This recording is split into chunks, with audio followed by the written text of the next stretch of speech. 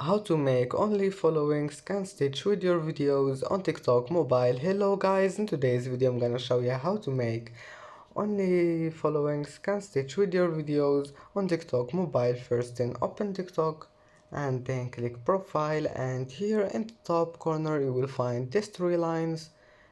Click on it, and after click on it, here you will find settings and privacy. Click settings and privacy, and then click privacy, and now just scroll down until you find stitch. Click on it, and here all you need to do is just select second one here, followers that you follow back. And that's it for today's video. If you like this video, don't forget like and subscribe, and thank you for watching this video until the end, and see you in the next video.